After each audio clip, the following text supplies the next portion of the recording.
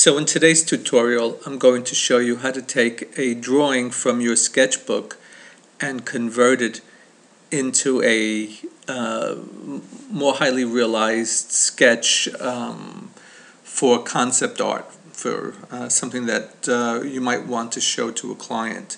Anyway, the first thing we're going to do is open up Photoshop, and I'm going to be going into a folder that I already have selected here. It's called Character Design from Scans, and what they are is a bunch of pages that I scanned from one of my sketchbooks. We're going to select this drawing here. It's called CA08.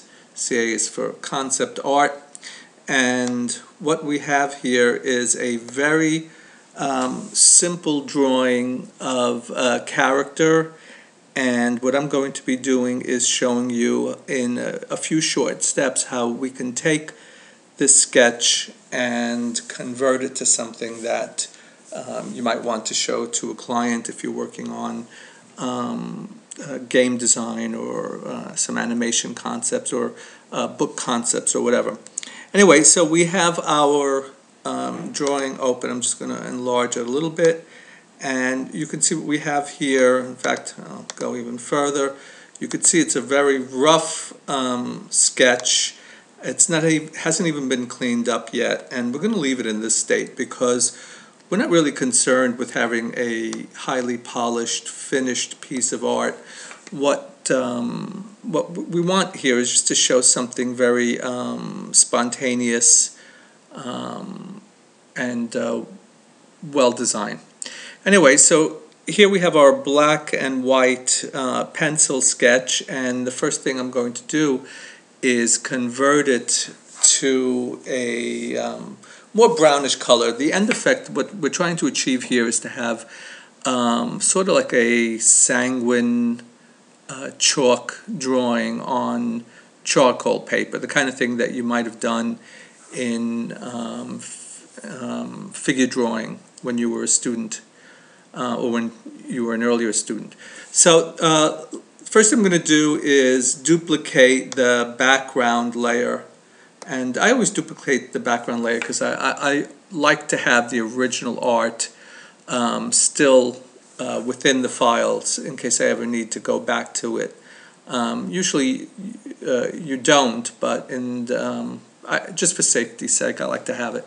Anyway, so we have the background copy here in our layers palette. So I'm going to go into Image, and I'm going to go to Adjust, and the first thing I'm going to do is go into Color Balance.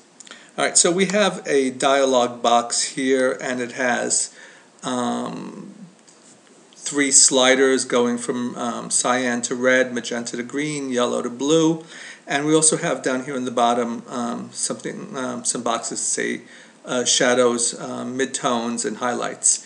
Midtones are the default that Photoshop has for this. And we have the preserve luminosity box checked. So we're going to leave that checked, and what we're going to do is we're also going to ignore highlights because you're going to see in a few minutes that what tends to happen is when we start playing with these sliders, it's going to change the color of the gray lines. So I don't want to change the color of the white, the highlights. So what I really just want to be concerned about is the gray. So first thing we're going to do is we're going to stay in midtones, and we're just going to slide the top slider over towards the reds. I have it all the way over, but really this is a matter of personal preference. Then I went down to the yellow, gave it a little bit of yellow. I'm just going to give it a tiny bit of green. Now I'm going to go into the shadows option, and we're going to do the same thing. I'm not going to go all the way over with the red because I don't want it to be too red. So we'll go about a little beyond the midway point, a little bit more in the yellow, some green, maybe just a teeny bit more red, and I'm going to click OK. And you could see in a very short period of time we've managed to convert our pencil drawing into what looks like a reasonable facsimile of a red sanguine chalk. The next thing we're going to do is we're going to create a blank layer. So I have my empty layer here, and what I'm trying to do now is I'm going to try and create something that's going to resemble charcoal paper. I'm going to just shut this layer off for now. So I'm going to go into the color picker, and I'm going to try to come up with a beige color, something that mimics what we've seen in charcoal paper. So I don't want to go too dark, I don't want to go too light. It could always be changed later on, but for the purposes of this tutorial, I'm going to select this beige color here, and I'm going to go over to the paint bucket tool, and we're just going to fill this layer completely with that color. The next thing we're going to do is go into filter. We're going to go into filter noise, and we're going to go into add noise. Now I've already got it in the adjustment box here. I have my amount set to 9.51. Anything below a around 9 or 10% is good for the purposes that we have here. All we really want to do is break up that solid color. So you'll notice also in the distribution box I have Gaussian check, not uniform, and I've also got the monochromatic option selected. Now this document, this original document, is 300 dpi. It's approximately 8.5 by 11, so these numbers here are just about right for the document that we're working on. So I'm going to click OK, and now we have our noise set, but it's still for the purposes of this, I feel it's a little bit too computerized, too sharp.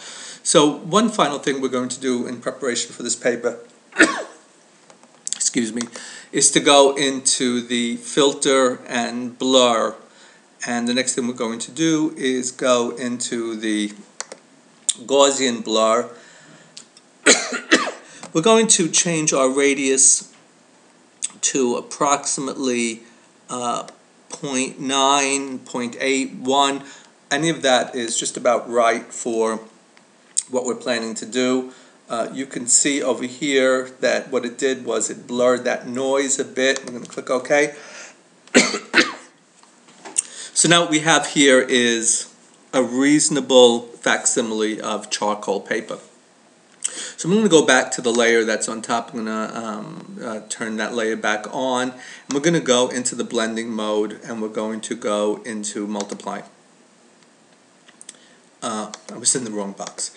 So let me go back, shut that off, go back to normal, and now we're in the proper layer, and I'm going to select multiply, and here we go. We have our drawing, our red chalk drawing on charcoal paper. So that's a pretty big difference right there from the original pencil sketch from the sketchbook. But we want to just take it a little bit further than what you see here in front of us. So the next thing we're going to do is start picking out some of the highlights. Like I said, this isn't going to be a highly refined drawing. What it's going to be is just something that you can show the clients to give them an idea of the direction that the characters that you've designed, what they're going to look like. So the next thing we're going to do, we'll go back into the color picker. I don't want to go with a purely white chalk. I think that it's a little harsh. We'll get something really close to white, but something that's a little bit warmer. So I think this is a good color, what we selected right now. And the next option we're going to go is we're going to select brush. So the brush tool is now selected, and we're going to select the brush. Now, the thing about Photoshop, it comes with many different brush choices. And what I'm going to select now is a brush that resembles chalk. You can see when I put the cursor over that number 36, it says chalk. And we're going to select that brush. And as I was saying before, this comes with Photoshop default brushes, so it's nothing that you have to create, nothing you have to buy. It already comes with it. You'll also see that it's set at 36 pixels. That's a bit small for what we're working on now, so I'm going to just increase the size of the brush, and alright, so we'll go with the diameter of about, I don't know, we have about 76. Okay, so this is good. The next thing we're going to do is we're going to just enlarge this drawing for now. Makes it much easier to work from. And I'm going to go back to the brush, and we're going to just start. Before we go any further than this, I want to make sure that our opacity level is set much lower. In order to mimic the feel and look of chalk, I want to do a slow build-up of the white highlights. So I've got the chalk now set to about 30. The flow I'm going to leave where it is. And the next step is I'm going to create a blank layer. So we have another layer here, and I'm going to change the blending mode to overlay. And what you're going to see in this tutorial is when we're creating layers that have a lighter color, and we want to create the effect of a lighter color, you want to keep your blending mode to overlay. And when you want to use darker or more intense colors, you would put your blending mode to multiply. So as I was saying, we have the overlay selected, we have our brush, it's at 30% opacity. So now I'm just going to start picking out some areas on the drawing that I want to pop a bit. You could see I'm not trying to color in this drawing like you would a coloring book. I'm just trying to very roughly lay in some highlights so that the drawing itself begins to take on a more three-dimensional look to it. And you can see as I go over and over with the chalk, it becomes more intense, the white. Like I said, I'm not concerned with staying in the lines. What I'm concerned with is just building form. And right now, like I said, it's the I'm just trying to pop some of the areas that are closer to the eye, and we're going to create another layer after this that will be that will concern itself more with light. So I'm just going to continue. You can see I'm moving pretty fast.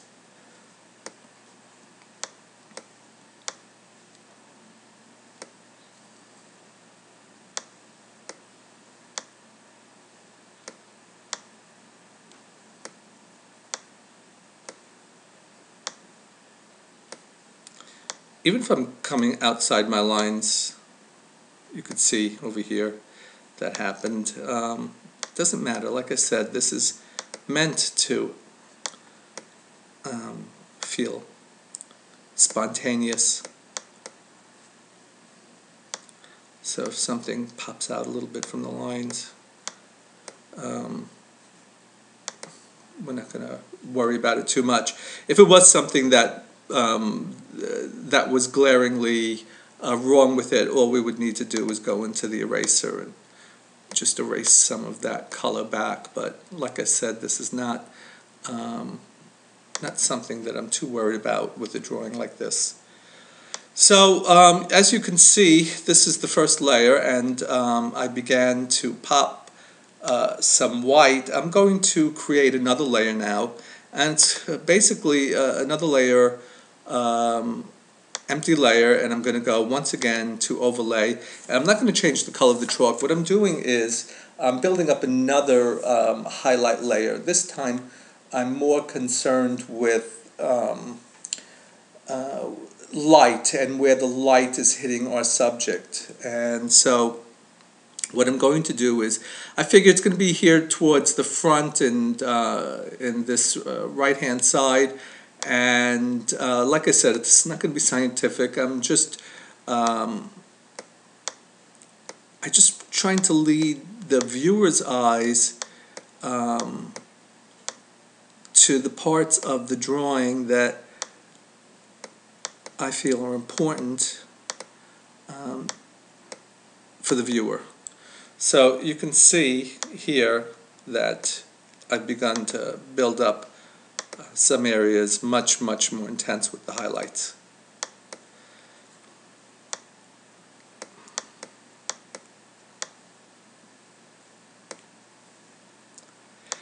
As I was saying before, the beauty of Photoshop is its ability to create many layers, and that really gives you a lot of control over your image, and also gives you control over whether, if you make mistakes, it's so easy to just go back and change the mistakes you've created. So you could see I went a little bit overboard there with the white. I didn't want it quite so much there on the line. So just, like I said, roughly trying to pick out the areas of the drawing that I believe the highlights would hit. I'm going to just see what the drawing is beginning to look like. You can see it's already looking pretty good. The dimensions are, it's looking very three-dimensional. The next thing I'm going to do is, I just want to put a little bit more information. Like I said, this is not going to be a finished illustration. It's just meant to show some information to the client. So another thing that's important for this character would be the color of his hair. So in keeping with the original ideas behind this character, he has red hair. So what I'm going to do is I'm going to create another blank layer, and I'm going to go back to overlay. So that layer is overlay, and I'm going to select reasonable red for the character's hair. And once again, using the same chalk, the same brush, I'm going to just quickly pop a little color into the character's hair. As I was saying before, we don't want to saturate this drawing with a lot of color. What we're just trying to do is put some visual information so that the client has an idea of where you're going with your character. So I believe that's enough color so that the client gets an idea that this boy has red hair. And I'm going to put another piece of information in on this drawing, and what I want to do is he's looking very white, and I don't want him to look quite so dead, and I don't want to start overcoloring this drawing. So what I'm going to do is I'm going to create another layer, and once again I'm going to go into the overlay for its blending mode, and I'm just going to put a little blush in on the flesh. So I'm going to select a blush color. Once again, I'm going to stay with the same brush. I'm going to stay with the same opacity of approximately 30, and I'm just going to start putting a little bit of color into the subject's cheeks, maybe a little on his nose, a little on the lips. Basically the areas on the figure that would warm him up a little bit. Like I said, I don't want to go full on color. Just a little bit on the hands, especially around the fingertips, Normally those are areas where you would see a little bit of this color, and I think that's enough for the flesh. Like I said, it's just to give it a little bit of life. One more piece of information that I would like to include on this before we finish this drawing is I want to work a little bit more on his eyes. Usually that's the focus on character drawing, is the character's eyes, and I want the viewer to focus there just a little bit. I don't want to go overboard with it, so I'm going to create another layer, and once more in this layer, what I'm going to do is I'm just going to select a white, and what I want to do is, I'm going to go with the overlay blending mode. What I want to do is make his eyes pop a little bit more, and this brush is way too large now. We're working in much smaller detail, so I'm going to go with approximately 17 pixels. And you can see what I'm doing is I'm going into the whites of his eyes, and I'm not making them pure white because that wouldn't be right for any character, actually, because the eyes fall into shadow. But I did want to draw a little bit of attention to it, so I'm adding some white, and the next thing I'm going to do is add some color to the eye itself. Now, I've selected a green, and I'm not going to put this on another layer because there's so little information on this layer. I'm just going to stay in here, and I'm going to put that green into the subject's eyes. Okay, and I believe we're pretty much finished with our character. And so that's it. I hope you enjoyed this tutorial, and I hope to create another one soon. Thanks.